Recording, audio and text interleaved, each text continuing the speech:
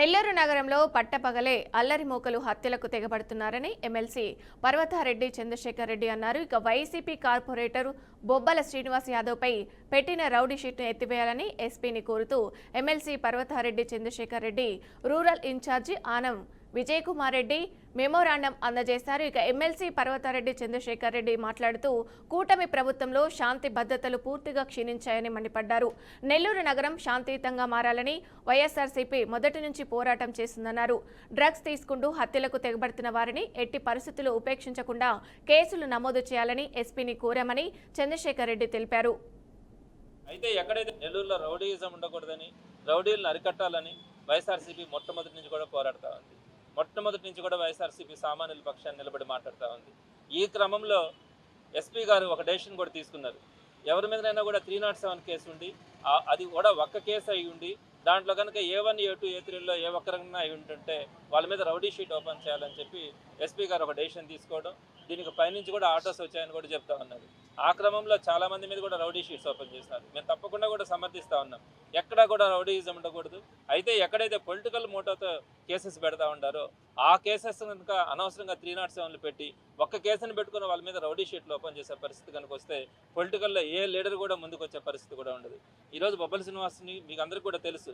జగన్మోహన్ రెడ్డి గారిని చూడాలా అని చెప్పి ముందుకెళ్లే క్రమంలో ఆయన మీద ఒక 307 కేసు కూడా పెట్టడం జరిగింది. కేవలం ఆ 307 కేసుని బేస్ చేసుకొని తన మీద రౌడీ షీట్ కూడా ఓపెన్ చేయడం జరిగింది. దీని మీద ఎస్పీ గారిని కూడా కలవడం జరిగింది. పొలిటికల్ ఇంట్రెస్ట్ మీద ఏ విధమైనటువంటి అఫెన్స్, ఆయన చేతిలో కర్రలు కానీ కత్తులు కానీ అలాంటివి కూడా ఉండవు, ఎప్పుడు కూడా ఉండవు. ఆ సందర్భంలోనే కాదు, అలాంటి వ్యక్తి కూడా కాదు. మరి అలాంటి సందర్భాల్లో పెట్టినటువంటి కేసుల మీద రౌడీ షీట్లు ఓపెన్ చేస్తే వాళ్ళకు కూడా కుటుంబాలు ఉంటాయి, వాళ్ళకి భార్య బిడ్డలు ఉంటారు, పెళ్లి కావాల్సిన పిల్లలు ఉంటారు. మరి ఇలాంటి పరిస్థితుల్లో రౌడీ షీట్లు ఓపెన్ చేస్తే ఏదైనా కూడా బాధాకరం. మరి ఇలాంటి పరిస్థితులన్నింటినీ కూడా ఎస్పీ గారికి ఎక్స్ప్లెయిన్ చేయడం కూడా జరిగింది. ఆమె తప్పకుండా నేను దీన్నంతా కూడా కన్సిడర్ చేసి దీని లోతుపాతులన్నింటినీ కూడా చూసి సరైన ఎన్నికల ముందు 420 హామీలు ఇచ్చి కాంగ్రెస్ అధికారంలోకి వచ్చి ప్రజలను మోసం చేసిందని మాజీ మంత్రి ఎమ్మెల్యే హరీష్ రావు అన్నారు. సంగారెడ్డి జిల్లా పటాన్చెరువు నియోజకవర్గంలో కాంగ్రెస్ పార్టీకి గట్టి ఎదురుదెబ్బ తగిలింది. పటాన్చెరువు బీఆర్ఎస్ నియోజకవర్గ ఇన్ఛార్జు ఆదర్శ్ రెడ్డి ఆధ్వర్యంలో కాంగ్రెస్ పార్టీకి చెందిన ప్రజాప్రతినిధులు, కీలక నాయకులు భారీ సంఖ్యలో బీఆర్ఎస్ గూటికి చేరారు. ఇక వారికి మాజీ మంత్రి హరీష్ రావు గులాబీ కండువాలు కప్పి పార్టీలోకి ఆహ్వానించారు. నాడు దేశానికి ఆదర్శంగా నిలిచిన తెలంగాణ పల్లెలు నేడు కాంగ్రెస్ పాలనలో వెలవెలబోతున్నాయి. జాతీయ స్థాయి అవార్డులలో సగానికి పైన తెలంగాణకే వచ్చేవి, కానీ ఇప్పుడు కనీస నిర్వహణ లేక గ్రామాలు అస్తవ్యస్తంగా మారాయని మండిపడ్డారు. ఉత్తమ్ కుమార్ రెడ్డి, రేవంత్ రెడ్డి గారు మాట్లాడినప్పుడల్లా మేము 48 గంటల్లో రైతులకు డబ్బులు ఇస్తున్నాం, పంట కొన్న 2 రోజుల్లోనే రైతుల అకౌంట్లో డబ్బులు పడతాయని హైదరాబాద్లో కూర్చొని మాట్లాడుతూ ఉన్నారు. నేను మాట్లాడుతున్నది మక్కల కొనుగోలు కేంద్రం దగ్గర రైతుల మధ్య నిలబడి మాట్లాడుతున్నాను. 50 రోజులైంది మక్కలమ్మి. 50 రోజులైనా మక్కలమ్మిన డబ్బులకు ఈరోజు కూడా డబ్బులు రావడం లేదు. రెక్కలు ముక్కలు చేసుకొని మక్కలు పండిస్తే ఇవాళ వరకు పైసలు రాని పరిస్థితి ఏర్పడ్డది. నేను అడుగుతా ఉన్నాను రేవంత్ రెడ్డి గారిని, ఇప్పుడు యాసంగి పంటకు మళ్ళీ విత్తనాలు కొనుక్కోవాలి, దుక్కి దున్నాలి, ఎరువు కావాలి, డబ్బులు కావాలి కదా పాపం రైతులకు. నువ్వు 50 రోజులైనా డబ్బులు ఇవ్వకపోవడం వల్ల ఏం చేస్తున్నారు రైతులు? గవర్నమెంట్ ఇస్తుందో ఇయ్యదో లేట్ అవుతుందని చెప్పి చాలామంది రైతులు ఇవాళ మద్దతు ధర కంటే తక్కువ 300-400 రూపాయలు తక్కువకు 2000కు ఓపెన్ మార్కెట్లో అమ్ముతూ ఉన్నారు. గవర్నమెంట్ సెంటర్లో అమ్మితే 50 రోజులైంది ఇప్పటిదాకా డబ్బులు రావడం లేదు, యాసంగి పంటకు పెట్టుబడికి డబ్బులు లేవు అని చెప్పి రైతులు ఇలా ఆందోళన చెందుతూ ఉన్నారు. నువ్వేదో పెద్ద పెద్ద ఫెస్టివల్ పెట్టినా అని నువ్వు పెద్ద పెద్ద మాటలు మాట్లాడుతున్నావు, కానీ కనీసంకి మక్క రైతులకు ఎందుకు డబ్బులు ఇవ్వడం లేదు? సోయాబీన్ రైతులకు ఎందుకు డబ్బులు పడడం లేదు? నేను రేవంత్ రెడ్డి గారిని అడుగుతా ఉన్నా. రేవంత్ రెడ్డి ఏమంటుండు? కాళేశ్వరం కూలింది అంటుండు. ఒకసారి సిద్దిపేటకు రా, నీకో బండ కట్టి నిన్ను రంగనాయక సాగర్లో ఎత్తేస్తా, నువ్వు మురుగుతావా తేలుతావా చూస్తాం. మరి కాళేశ్వరం కూలిందా తేలిందా గప్పుడు తెలుస్తుంది. అలా మొన్న ఆదిలాబాద్ పోయి కాళేశ్వరం కూలింది అంటాడు. ఇలా రంగనాయక సాగరు, మల్లన్న సాగరు, కొండపోచమ్మ సాగర్ కాళేశ్వరం కాదా? దాంట్లో నిండా నీళ్లు లేవా? కాలువల కింద బంగారమూల యాసంగి పంటకు మా రైతులు నార్లు బోస్తలేరా? మహిళల ఆత్మగౌరవం దెబ్బతీయకు, రైతులకు పూర్తిగా రుణమాఫీ చేయాలని, యాసంగి బోనస్ ఇవ్వాలని, ఎగబెట్టిన 2 పంటల రైతు బంధు అందించాలని, మక్క రైతులకు 450 కోట్లు 50 రోజుల నుంచి పెండింగ్లో ఉన్నాయి, తక్షణమే చెల్లింపులు జరపాలని నేను డిమాండ్ చేస్తాను. రాజంపేటను అన్నమయ్య జిల్లా కేంద్రంగా ప్రకటించాలంటూ సర్పంచులు నిరసనకు దిగారు. అన్నమయ్య జిల్లా రైల్వే కోడూరు మండలంలోని సర్పంచులు కడప ఉమ్మడి జిల్లా సర్పంచుల సంఘం ఉపాధ్యక్షుడు దార్ల చంద్రశేఖర్ ఆధ్వర్యంలో కోడూరు సర్పంచుల సంఘం అధ్యక్షుడు హరికృష్ణారెడ్డితో కలిసి తహసీల్దార్ కార్యాలయం ఎదుట నిరసన తెలిపారు. ఇక అనంతరం తహసీల్దార్కు వినతి పత్రం అందజేశారు. వినతి పత్రంలో అన్నమయ్య జిల్లా రాజంపేట కేంద్రంగా ప్రకటించకపోతే సర్పంచులందరూ రాజీనామాలు చేసి రాజంపేట జిల్లా కేంద్ర ఏర్పాటు సాధనకు కృషి చేస్తామని వెల్లడించారు. ఇక ప్రభుత్వం స్పందించి రాజంపేట జిల్లా కేంద్రంగా ప్రకటించాలని సర్పంచులు డిమాండ్ చేశారు. మా మండల సర్పంచులందరి తరఫున మేము రాజంపేటను జిల్లా కేంద్రంగా ప్రకటించాలని గవర్నమెంట్ కోరుతున్నాము. లేని పక్షంలో మా అందరం కూడా మూకుబడిగా రాజీనామాలు చేసి రాజంపేట జిల్లా కేంద్రంగా సాధించేందుకు మేమంతా కృషి చేస్తామని తెలియజేస్తాం. ప్రస్తుతం నేను తెలియజేయడం ఏమంటే, మేము ఈ దినము సర్పంచులు అందరం కూడా రైల్వే కోట మండలం సర్పంచులు అందరం కూడా మేము గౌరవ తహసీల్దార్ వారిని కలిసి వినతి పత్రము రాజంపేట జిల్లాగా ప్రకటించాలని సమర్పించినాము. అయితే ఈ రాజంపేట జిల్లాగా ప్రకటించకపోతే మేము అందరం కూడా మూకుమ్మడిగా సర్పంచ్ పదవికి రాజీనామా చేయడానికి కూడా సిద్ధంగా ఉన్నాం. మహబూబాబాద్ జిల్లా తొర్రూరు మండలం చెర్లపాలెం గ్రామంలో కాంగ్రెస్ రెబెల్ అభ్యర్థి తరపున ఇంటింటి ప్రచారం చేస్తున్న వ్యవసాయం మార్కెట్ కమిటీ చైర్మన్ హనుమాన్ల తిరుపతి రెడ్డిని పోలీసులు ఎన్నికల అధికారులు అడ్డుకున్నారు. కాంగ్రెస్ పార్టీ రెబెల్ అభ్యర్థికి మద్దతుగా అధిక సంఖ్యలో మహిళలు ప్రజలు తరలిరావడంతో అది చూసి ఓర్వలేక ప్రచారాన్ని ఆపి ఇబ్బందులకు గురి చేస్తున్నారని తిరుపతి రెడ్డి ఆవేదన వ్యక్తం చేశారు. ప్రచారం అయితే ఆపగలిగారు కానీ ప్రజల అభిమానాన్ని ప్రేమను ఆపలేరని హనుమాన్ల తిరుపతి రెడ్డి అన్నారు. రోజు ఇంటింటి ప్రచారంలో భాగంగా మొదటిసారిగా వెళ్ళినందుకు ఆలయంలో ప్రత్యేక పూజలు నిర్వహించి ఇంటింటి ప్రచారం చేస్తున్న క్రమంలో ఊరి ప్రజలు నాకు మద్దతుగా మహిళలు, వృద్ధులు, యువకులు అనేక మంది సుమారు 1000 మంది పైగా ప్రచారంలో పాల్గొనడం జరిగింది. ఆ జరుగుతున్న క్రమంలో మధ్యలోనే పోలీసు వారు, ఎన్నికల సిబ్బంది వచ్చి దానిని భగ్నం చేయడం జరిగింది. దీన్ని నేను తీవ్రంగా ఖండిస్తున్నాను. ఎందుకంటే అది ముందుగా అనుకున్న సభ కాదు, లేకపోతే వేరే ప్రత్యేకంగా నిర్వహించిన కార్యక్రమం అయినా మేము ప్రత్యేకంగా పర్మిషన్ తీసుకొని ఉండేవాళ్ళం. అనుకోకుండా జరిగిన ప్రోగ్రాంను కూడా వాళ్ళు దాన్ని భగ్నం చేశారు. ఈరోజు ఇంటింటి ప్రచారంలో జిల్లా ఖమ్మం పట్టణానికి చెందిన ఎస్టీ నుబీ బేగం సంవత్సరం నుంచి వికలాంగుల పెన్షన్ నిలిచిపోవడంతో తీవ్ర ఇబ్బందులు పడుతుంది. పుట్టుకతోనే పూర్తిగా వైకల్యం ఉండడంతో ఆమెకు స్వాతంత్రంగా ఏ పని చేసే స్థితి లేదు. బయటకు వెళ్లాలన్నా ఒకరు ఎత్తుకొని తీసుకెళ్లాల్సిన పరిస్థితి అయినా ప్రభుత్వం నుంచి వచ్చే పెన్షన్ ఎలాంటి కారణం లేకుండా నిలిపివేయడంతో కుటుంబం పూర్తిగా ఆదాయం లేని స్థితిలోకి పడిపోయింది. ఇక ఈ సమస్యపై పలుమార్లు సచివాలయ సిబ్బందికి, స్థానిక అధికారులకు ఫిర్యాదు ఇచ్చినా గానీ పట్టించుకోలేదు. ఆమె భర్త టీ మాస్టర్గా పనిచేసేవాడు. ప్రస్తుతం భార్యను చూసుకోవాల్సిన అవసరం వల్ల ఉద్యోగం మానివేయాల్సి వచ్చింది. ఇక దీంతో కుటుంబానికి ఆదాయం పూర్తిగా నిలిచిపోవడంతో తక్షణ ఆర్థిక సహాయం అందించాలని నుబీ బేగం దంపతులు దాతలను కోరుతున్నారు. నమస్కారం అండి. నా పేరు సయ్యద్ బాను బేగం. నేను ఆరోగ్యం బాగాలేనప్పుడు హాస్పిటల్లో ఉండటం వల్ల నా పింఛన్ ఆగిపోయింది. నా పింఛన్ ఆగిపోయి నేను ఇప్పటికి 2 సార్లు ఇక్కడికి తిరుగుతున్నాను. ప్రతి ఒక్క చోట మీ సేవకు కానీ ఇక్కడ పింఛన్ ఇచ్చే ఆఫీస్లో కూడా వెళ్ళొస్తే నాకు ఏది కూడా న్యాయం జరగటం లేదు. నేను అన్ని చోట్ల తిరుగుతూనే ఉన్నాను. ఎక్కడికి వెళ్ళినా మీ పింఛన్ ఇప్పుడు రాదు, మీరు మళ్ళీ కొత్తగా పింఛన్లు వచ్చినప్పుడే పెట్టాలి అన్నారు. కాకపోతే నా ఇబ్బందులు అన్నది ఎవరికి తెలియటం లేదు. నా ఇబ్బంది ఉండి నేను ఈ పింఛన్ పెట్టుకోవాలి, నాకు కొంచెం తొందరగా వచ్చేటట్టు అవకాశం చూడండి అని చెప్పి వేడుకుంటున్నాను. ఉన్నా నాకు హెల్ప్ చేయమని చెప్పి మనస్ఫూర్తిగా కోరుకుంటున్నాను. నాకు ఎవరైనా హెల్ప్ చేస్తే మీకు పుణ్యం ఉంటుంది, ఏదో ఒక రకంగా నాకు హెల్ప్ చేయండి. నమస్కారం అండి.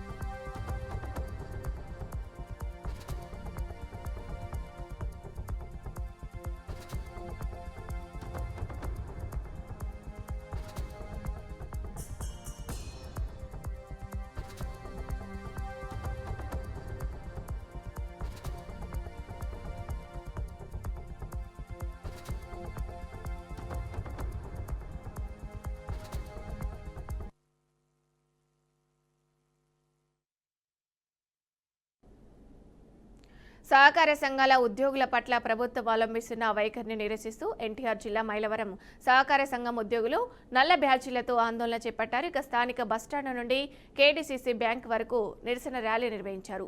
జీవో నెంబర్ 36 రద్దు, ఆరోగ్య బీమా కల్పన, అలాగే గ్యాటిటీ చట్టం అమలు వంటి ప్రధాన డిమాండ్లను అమలుపరచాలని, లేని పక్షంలో ఆందోళనను మరింత ఉధృతం చేస్తామంటూ హెచ్చరించారు. ఇక అనంతరం తమ డిమాండ్లకు సంబంధించి ప్రతిపాదనను మైలవరం కేడీసీసీ బ్రాంచ్ మేనేజర్కు ఉద్యోగులు అందించారు.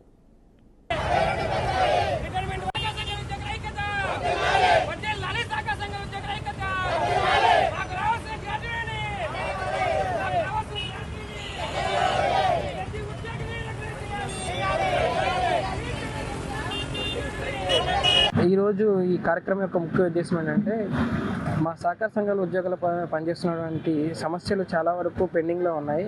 మన ఎన్నోసార్లు ప్రభుత్వానికి అలాగే వివిధ అధికారులు అందరి దగ్గరికి కూడా అప్రోచ్ అయ్యాము. కానీ ఎటువంటిది 1-2 తప్ప మిగిలినవి కూడా గత 10 సంవత్సరాలుగా ఎటువంటి నెరవేరలేదు.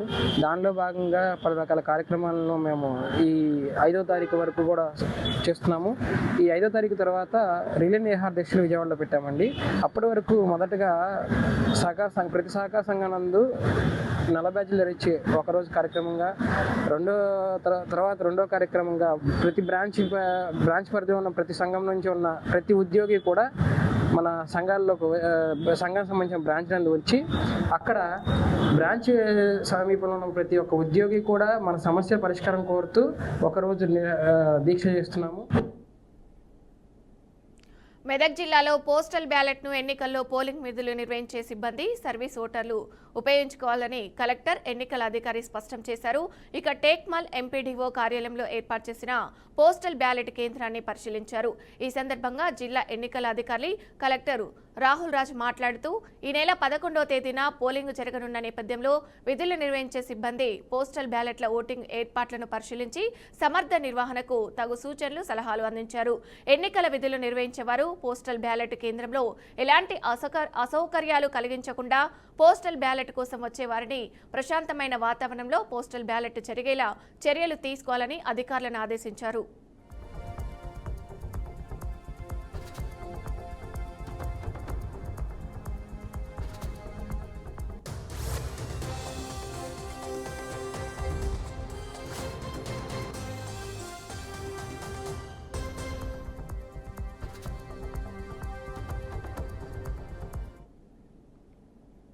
ఎస్టిమేట్లను బిల్లులుగా చూపించి ఖర్చు పెట్టారని నగర పంచాయతీపై వచ్చిన ఆరోపణలను ఉయ్యూరు నగర పంచాయతీ కమిషనర్ రామారావు, అలాగే assistant engineer Srinivasarao, chairman Nani ఖండించారు. ఇలాంటి ఆరోపణలు చేస్తే ఉద్యోగస్తులు తమ ఉద్యోగంపై భద్రత కోల్పోతారని, తాను చాలా చోట్ల పని చేశారని, కానీ ఇలాంటి ఆరోపణలు ఎక్కడా చూడలేదని కమిషనర్ రామారావు అన్నారు. ఎస్టిమేట్ సుమారు 10 లక్షలు పెట్టినట్లయితే తమ ఖర్చు చేసింది మాత్రం 3,70,000 మాత్రమేనని ఏఈ శ్రీనివాసరావు తెలిపారు. ఇక సామాజిక కార్యకర్త ముసుగులో వాస్తవాలు ప్రజలకు తెలియజేస్తే తప్పులేదని, కానీ తప్పుడు ప్రచారం చేయడం తగదని చైర్మన్ నాని కౌంటర్ ఇచ్చారు. ఇప్పటికైనా ఉయ్యూరు ప్రజలు వాస్తవాలు తెలుసుకోవాలని వారు కోరారు. ఉయ్యూరు మున్సిపాలిటీలో మరి అవినీతి ఆరోపణలు చేశారు ఉద్యోగస్తుల మీద. మరి నేను కూడా కొత్తగా వచ్చాను, ఇక్కడ మున్సిపల్ కమిషనర్ జాయిన్ అయ్యి కూడా 2 నెలలు కూడా కాలేదు. మరి ఈ విధంగా అవినీతి ఆరోపణలు రావడం అనేది కూడా రాష్ట్రంలో ఎక్కడా కూడా ఉండదు. అట్లా ఎక్కడ కూడా ఇలాంటి పరిస్థితులు ఉండవు. మరి ఇక్కడ ఏదో విచిత్రంగా, చాలా విచిత్రమైన పద్ధతిలో ఈ విధంగా ఉద్యోగస్తుల మీద అవినీతి ఆరోపణలు చేస్తున్నారు. అది మంచి పద్ధతి కాదు. అది మరి వాటికి సంబంధించి గౌరవ రాష్ట్ర ప్రభుత్వం, అదేవిధంగా గౌరవ కలెక్టర్ గారు, మరి మెంతా తుఫాన్ అనేది ఎంత తీవ్రంగా ఉందో ప్రజలందరికీ మనందరికీ తెలుసు. దానికి ముందస్తుగా కొంత అమౌంట్ తీసుకొని కౌన్సిల్లో పెట్టాము. అంతేగాని వాటి వర్క్స్ కూడా జరగలేదు. ఇంతవరకు బిల్లులు కూడా సబ్మిట్ చేయలేదు. నా దగ్గర కూడా ఇంతవరకు రాలేదు. అంత అంచనా ప్రిపేర్ చేసి మరి కౌన్సిల్ దృష్టికి పెట్టాము తప్పితే ఎంత ఖర్చు అయిందని మనం ఎక్కడ ఇది కాలేదు, ఆ బిల్లులే కాలేదు. మరి అవినీతి ఆరోపణలు ఏంటో విచిత్రంగా ఉంది నాకు మడుగు. మరి ఈ విధంగా చాలా డెవలప్మెంట్ అయింది ఇది. మరి నగర పంచాయతీ నుంచి మరి ఉయ్యూరుని మున్సిపాలిటీ గ్రేడ్ 2 మున్సిపాలిటీ చేశారు. అంతా కూడా ఇక్కడంతా పట్టణం అంతా కూడా బాగా అభివృద్ధి చెందింది. వచ్చిన సోషల్ మీడియాలో కొన్ని దినపత్రికల్లో వచ్చిందని చెప్పడం జరిగింది. సోషల్ మీడియాలో వచ్చిన ప్రకారంగా మా కమిషనర్ గారు చెప్పడం, కలెక్టర్ గారి ఆదేశాల మేరకు ముందస్తు ఉత్తర్వులు తీసుకుంటారు. ఆ తర్వాత అంచనా తయారు చేసి ఏఈ గారు ముందస్తు ఉత్తర్వులు ఇవ్వటం జరుగుతుంది. దాన్ని అయిన ఖర్చు బిల్లులు అనేది తర్వాత సబ్మిట్ చేసి ఎంత అయిందో అంతవరకే చేస్తారు, కానీ అవినీతి జరిగింది ఇదంతా అని చెప్పి ఏజెండాలో చూసింది ఆరోపించడం జరిగింది. కొంతమంది సామాజిక కార్యకర్తని వ్యక్తి తెలియపరిచారని తెలిసింది. అదేవిధంగా బ్లీచింగు, సున్నం కూడా ట్యాంకులు అన్నీ కడగటానికి, శానిటేషన్ వాడటానికి పెడతాము 1,00,000 రూపాయలు. అది టన్నుల ప్రకారమే లెక్కేసి తీసుకుంటాం. అదేవిధంగా క్లోరిన్ మంచినీళ్ళలో కలపడానికి 1,00,000 రూపాయలు పెడుతుంది. ఇవన్నీ అవినీతి జరిగిపోయిందని చెబుతున్నారు. అదేవిధంగా డంపింగ్ యార్డ్లో అంతకుముందు 4 నెలలకి 3 నెలల 20 అట్లా తోసేవాళ్ళం లోపలికి. ఇప్పుడు ఊర్లో డోర్ కలెక్షన్ మొదలుపెట్టిన కాడి నుంచి 2-3 సంవత్సరాల నుంచి చెత్త ఎక్కువ రావడం వలన 2 నెలలకే అది ఫుల్ అయిపోతుంది. రోడ్ల మీదకి వచ్చేసరికి అటు వెళ్ళే ఊర్ల ప్రజలకి ఇబ్బంది కలగటం, ఆ స్మెల్ ఇది అనేసరికి ప్రతి 2 నెలలకి 2 నెలల 20 రోజులకు తొయ్యాల్సి వస్తుంది. మెదక్ నియోజకవర్గ పరిధిలో జరుగుతున్న గ్రామ పంచాయతీ ఎన్నికల్లో మొత్తం 142 గాను 15 గ్రామాల సర్పంచులు ఏకగ్రీవంగా ఎన్నికైనారని కాంగ్రెస్ నాయకులు హనుమంతరావు అన్నారు. ఇక మేడ్చల్ జిల్లా దూలపల్లిలోని మైనంపల్లి హనుమంతరావు ఇంటి వద్ద ఏర్పాటు చేసిన సమావేశంలో పాల్గొన్నారు. 10 ఏళ్లు అధికారంలో ఉండి ప్రజలకిచ్చిన హామీలు నెరవేర్చడంలో బీఆర్ఎస్ ప్రభుత్వం విఫలమైందన్నారు. ఇచ్చిన హామీలు నెరవేర్చడంతోనే ప్రజలంతా కాంగ్రెస్ పార్టీ వైపు ఉన్నారని, అందుకు స్థానిక ఎన్నికల్లో ఏకగ్రీవమైన నాయకులే నిదర్శనమని హనుమంతరావు అన్నారు. కూడా మెదక్ నియోజకవర్గం నుంచి దాదాపు 15 మంది యునానిమస్ సర్పంచ్లు కావడం జరిగింది.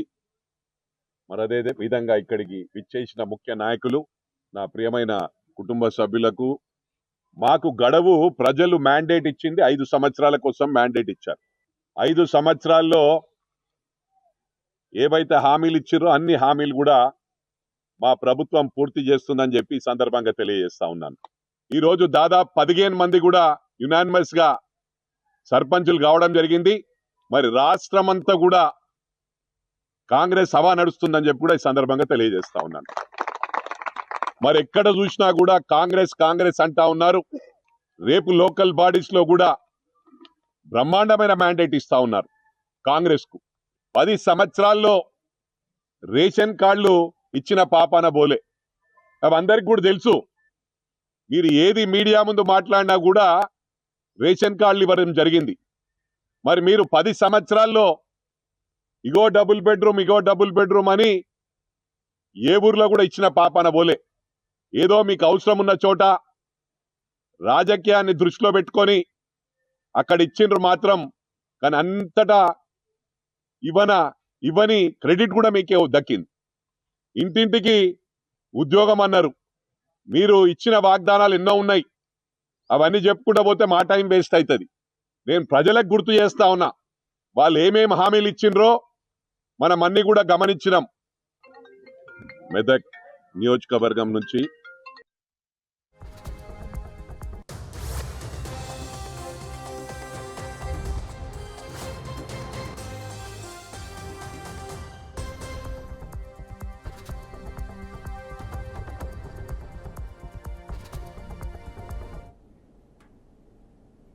కృష్ణా జిల్లా పామరు మండలం బల్లిపారులో కరెంటు షాక్తో వ్యక్తి మృతి చెందిన ఘటన చోటు చేసుకుంది.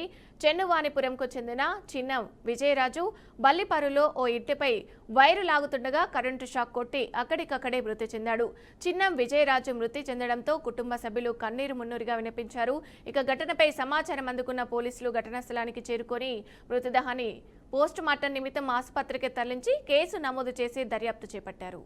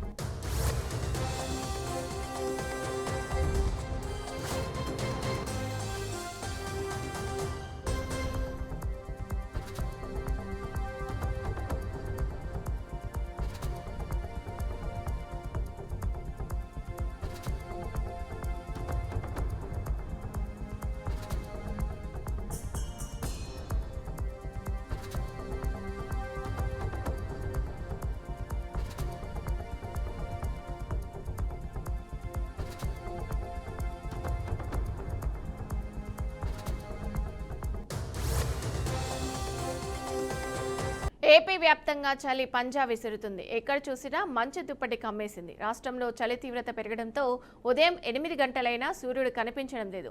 మరోవైపు చలి ఎక్కువగా ఉండడంతో జనం బయటకు వెళ్లాలంటే గజగజ వణికిపోతున్నారు. ఇంకా చలి తీవ్రతతో అధికంగా ఉండడంతో చలి నుంచి బయటపడేందుకు చలి మంటలు వేసుకుంటున్నారు. ఇక చలి తీవ్రత కావడంతో పిల్లలు, వృద్ధులు ఇంట్లో నుంచి బయటకు రాకుండా ఇంటికే పరిమితమవుతున్నారు. ఇక మార్నింగ్ వాక్ చేసే వాళ్ళు సైతం చలికి భయపడి తమ రోజువారీ వ్యాయామం నుంచి బ్రేక్ తీసుకుంటారు. ఇటీవల రాష్ట్రంలో తుఫాన్ల ప్రభావంతో ఇబ్బందులు పడిన ప్రజలు ఇప్పుడు చలితో కూడా సతమతమవుతున్నారు. చలి కారణంగా రోజువారీ పనులను కూడా వెళ్లేవారు రహదారులు సైతం విపరీతంగా మంచుతో ఉండడంతో వాహనదారులు తీవ్ర ఇబ్బందులు పడుతున్నారు.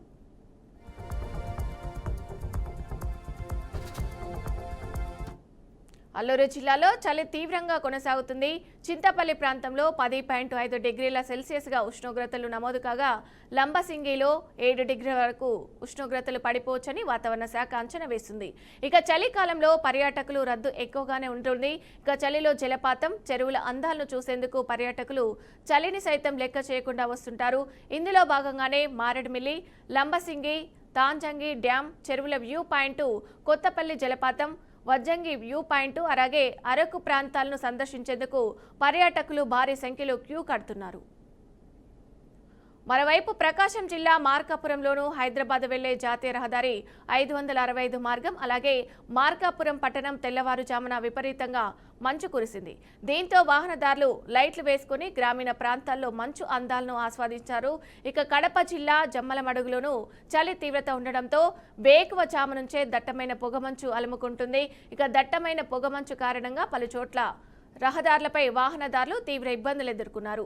మరింత మంది ప్రమాదం జరిగే అవకాశాన్ని దృష్టిలో పెట్టుకుని వాహనాలను నిలిపివేసి ప్రయాణాన్ని తాత్కాలికంగా నిలిపివేసుకుంటున్నారు.